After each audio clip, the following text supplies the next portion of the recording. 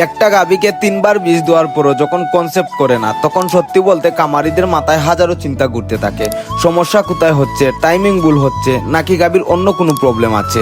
আজকের ভিডিওতে আমাদের এই গাভীটাকে নিয়ে সেই রিয়েল এক্সপিরিয়েন্সটাই আপনাদের সাথে শেয়ার করব। সবাইকে নমস্কার, আশা করি সবাই ভালো আছেন। আপনারা জানেন আমাদের এই গাভীটা আজ থেকে প্রায় 3.5 মাস আগে বাচ্চা দিয়েছিল।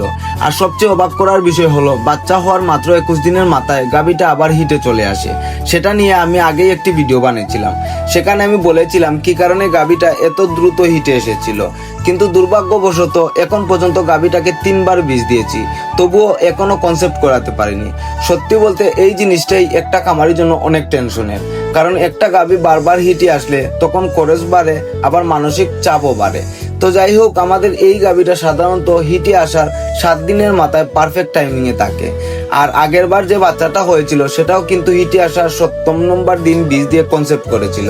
তাই এবারও আমরা প্রথম 2বার 6 থেকে 7 নম্বর দিনে বীজ দেই, কিন্তু তারপরও কনসেপ্ট করেনি। পরে তৃতীয়বার 5ম দিনে বীজ দিলাম, তবুও কোনো রেজাল্ট পেলাম না। সত্যি বলতে এই 3বার কনসেপ্ট করানোর জন্য যতটুকু নিয়ম জানা ছিল সব ফলো করার চেষ্টা করেছি, তবুও কাজ হয়নি। তো এবার যখন হিটে আসে তখন আমরা একটা জিনিস লক্ষ্য করলাম, পারফেক্ট মিউকাসটা হিটে আসার 3 নম্বর দিনেই বের হচ্ছিল। তাই এবার আমরা সিদ্ধান্ত নিলাম 3 নম্বর দিনেই বীজ দেব। এখন দেখা যাক কনসেপ্ট করে কিনা। সত্যি বলতে গরুর ফার্মিং এমন একটা সেক্টর যেখানে প্রতিদিন নতুন কিছু শিখতে হয়।